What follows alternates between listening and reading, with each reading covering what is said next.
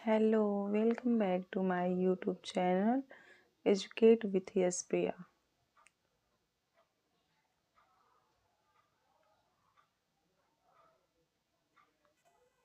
How are you? I hope आप सभी अच्छे होंगे। तो आइए चलिए हम अपनी टॉपिक को स्टार्ट करते हैं। आज की हमारी टॉपिक है ब्लड। तो हम यहाँ देखते हैं ब्लड क्या होता है। तो चलिए हम आज की अपनी टॉपिक को स्टार्ट करते हैं। हम यहाँ देखते हैं ब्लड क्या होता है। ब्लड जो होता है ये एक प्राकृतिक कोलैड होता है, नेचुरल कोलैड होता है, ठीक। और ये संयोजी ऊतक यानी कनेक्टिंग टिश्यू के नाम से भी जाना जाता है। इसे कनेक्टिव टिश्यू भी कहते हैं, संयोजी ऊतक भी कहते हैं। जो ब्लड होता है उसका पीएच होता है 7.4। जितने भी पदार्थ, जितने भी सब्सटेंस 7 पीएच रखते हैं या 7 से कम रखते हैं वो हमारे एसिड होते हैं। जो 7 से ऊपर रखते हैं वो हमारे बेस होते हैं। तो यहाँ पे ब्लड का पीएच है 7.4। इट मीन्स ये बेसिक इन नेचर है, मतलब क्षारीय है। अब हम यहाँ देखते हैं जो मेल होता है उनमें ब्लड का अमाउंट होता है 5.5 लीटर। ऐसा माना जाता है कि जो मतलब मेंस होते हैं, जो ह्यूमन बींग्स होते हैं, उनमें क्या होता है, जो ब्लड होता है 5.5 होता है। वहीं पे जो फीमेल होती हैं उनका ब्लड, उनमें जो ब्लड होता है वो 5 लीटर होता है। इट मीन्स क्या, जो मेल के कंपेयर में फीमेल में आधा लीटर ब्लड कम होता है। ओके, इतना समझ में आया। ब्लड जो होता है वो प्राकृतिक कोलैड होता है, मतलब नेचुरल कोलैड होता है। इसे कनेक्टिंग टिश्यू भी कहते हैं। जो ब्लड होता है वो ब्लड का पीएच 7.4 होता है। 7.4 होने की वजह से यह एसिडिक इन नेचर का होता है, मतलब सॉरी बेसिक इन नेचर का होता है, मतलब क्षारीय होता है।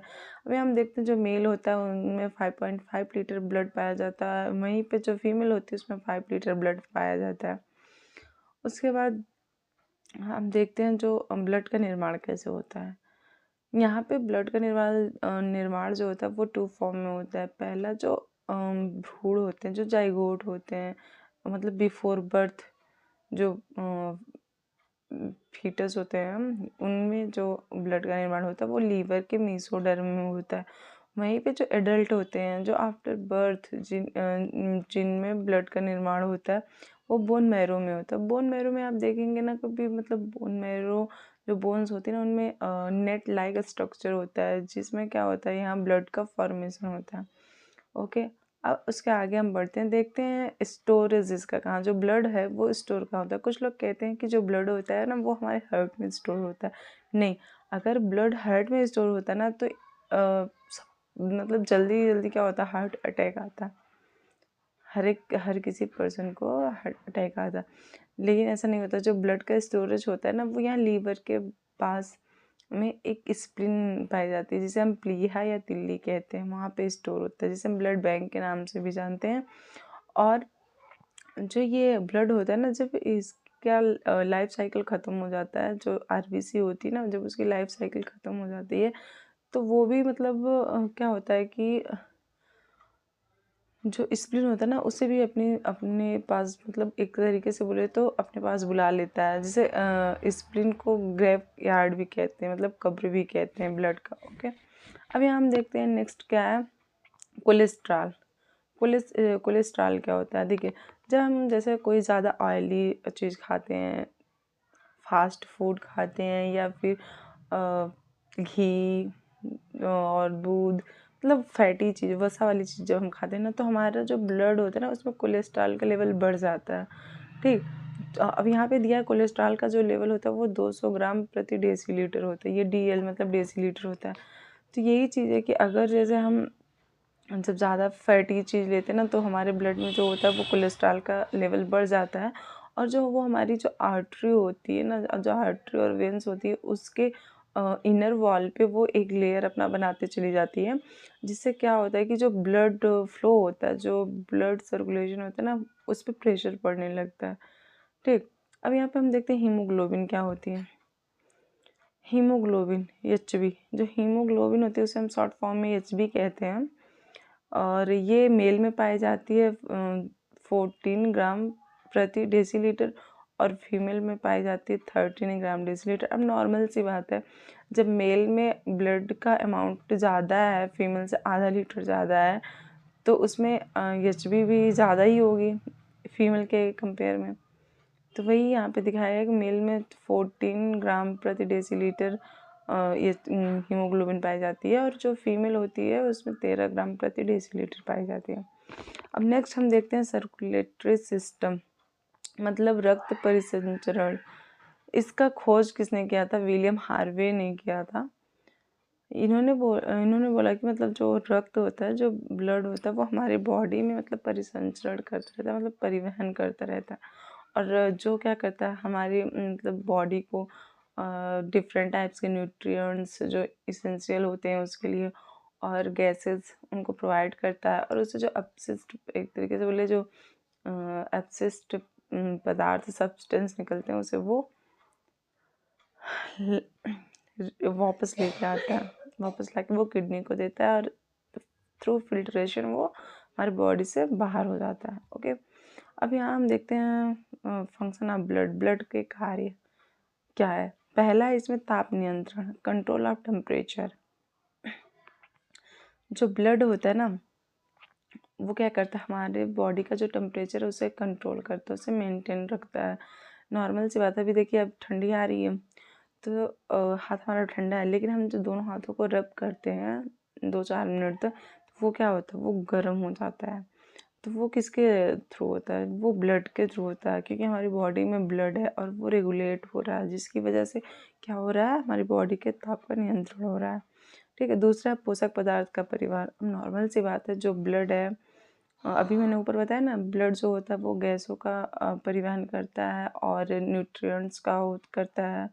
ओके, तो वहाँ पे पोषक पदार्थ का परिवहन, जो पोषक पदार्थ होते हैं ना, उनका ये परिवहन करता है।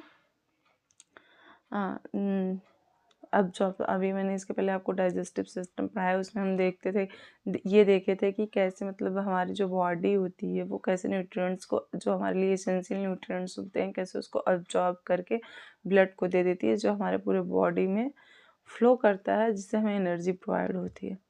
और यहाँ पे गैसों का परिवहन करता है O2 और CO2। जो हीमोग्लोबिन होता है ना, वो उसी से बाइंड होके O2 जो होता है वो हमारी बॉडी में मतलब आता है, और फिर जो CO2 होता है उसका भी वही, मतलब उसको भी बाइंड करके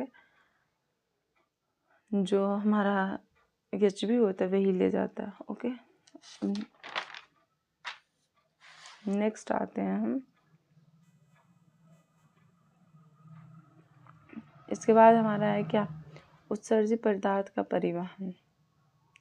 ये जो होता है ना, जो ये हमारा बोले तो क्या होता है, अनइसेंशियल, मतलब जो इसेंशियल नहीं है, जो हमारे बॉडी के लिए अपशिष्ट पदार्थ जो होता है, जो बचा कुचा होता है, जो हमारे लिए हार्मफुल होता है, उसका ये परिवहन करता है, मतलब उसको ला के किडनी को देता है, वहाँ पे डायलिसिस हो करके किडनी जो होती है वो जो अपशिष्ट पदार्थ होता है उसको थ्रू द बॉडी के बाहर निकाल देती है।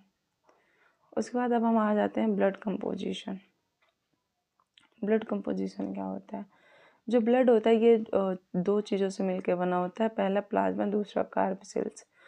जो प्लाज्मा होता है ये टोटल ब्लड का 60% भाग होता है, और जो कार्ब सेल्स होती हैं वो 40% होती हैं। प्लाज्मा को हम प्लाज्मा कहते हैं, लेकिन कार्ब सेल जो होती हैं उनको हम हिंदी में रुधिराणु कहते हैं। अब हम यहाँ देखते हैं जो प्लाज्मा होता है ना, इसमें दो चीज़ प्रेजेंट होता है। हाँ, फाइब्रिनोजन, यहाँ पे हम मिस्टेक हो गई है, मैंने पूरा नाम नहीं लिखा, लेकिन यहाँ पे होगा प्रोथ्रोम्बिन। ठीक, प्रोथ्रोम्बिन। तो यहाँ पे हम देख रहे हैं कि जो प्लाज्मा होता है उसमें हमारे दो कंपोनेंट प्रेजेंट होते हैं, पहला फाइब्रिनोजन, दूसरा प्रोथ्रोम्बिन, और दोनों इसके लिए इसेंशियल होते हैं। प्लाज्मा जो होता है ना, ये कभी मतलब वो डेड नहीं होता। जैसे अब कार्ब सेल्स में RBC, WBC और प्लेटलेट्स जो है, इनका जो लाइफ साइकिल है वो कुछ डेज का है। ठीक, हाँ, कुछ डे का है। तो इसमें जो ये सब होते हैं ना, RBC, WBC और प्लेटलेट्स, ये मतलब डेड भी हो जाते हैं, लेकिन जो प्लाज्मा होता है ये कभी डेड नहीं होता है। यही प्लाज्मा मतलब जो बोन मैरो होती है, ये इनके थ्रू फिर मतलब दूसरे आरबीसी, डब्ल्यूबीसी और प्लेटलेट्स मिलके दूसरे इन सब का फॉर्मेशन होता है। फिर ये प्लाज्मा में चली जाती हैं, फिर जिससे क्या होता है हमारे एक ब्लड तैयार हो जाता है। ठीक, वैसे फाइब्रिनोजन जो होता है ना, ये एक येलोइश कलर का पदार्थ होता है जिसे हम सीरम के नाम से जानते हैं। जितने भी हमारे ब्लड टेस्ट वेस्ट होते हैं वो क्या होता है, सीरम के थ्रू होते हैं, ना कि हमारे आरबीसी डब्ल्यूबीसी के थ्रू होते हैं। ठीक ना, जो हमारा सीरम होता है ना, जैसे मलेरिया टेस्ट होता है इस टाइम कॉमन चल रहा है, तो क्या होता है कि इसका टेस्ट सीरम के थ्रू होता है। ओके, अब यहाँ कार्पसेल्स में हम देखते हैं आरबीसी, जो आरबीसी उसे हम एरिथ्रोसाइट कहते हैं, रेड ब्लड कॉर्पसेल कहते हैं, जो 50,000 होते हैं। इसे हम 5 मिलियन भी कह सकते हैं। और इसकी लाइफ साइकिल है 120 डेज़। 120 डेज़ के बाद इसकी डेथ हो जाती है और ये ब्लड के थ्रू क्या हो जाता है, दोबारा से स्प्लीन में चला जाता है। उसका डब्ल्यूबीसी या डब्ल्यूबीसी क्या, वाइट ब्लड कार्पसेल, ये 10,000 पाया जाता है। इसकी लाइफ साइकिल 4 डे की होती है, इसे ल्यूकोसाइट के नाम से जाना जाता है। उसके बाद है प्लेटलेट्स, जिसे हम थ्रोम्बोसाइट कहते हैं। इसकी 2 लाख होती है, जो क्वांटिटी होती है 2 लाख होती है, और इसकी लाइफ साइकिल 7 डेज की है। तो आई होप आप लोग को इतना समझ में आया होगा। इसके आगे हम कंटिन्यू करेंगे कल। ओके, नेक्स्ट वीडियो में हम कंटिन्यू करेंगे इसी को, जो हमारे आरबीसी और डब्ल्यूबीसी और प्लेटलेट्स है, इसको हम डिस्क्राइब करेंगे, इसके बारे में डिटेल से जानेंगे। Okay, thank you all. अगर आप मेरी वीडियो आपको अच्छी लगे तो लाइक शेयर सब्सक्राइब ज़रूर करिएगा।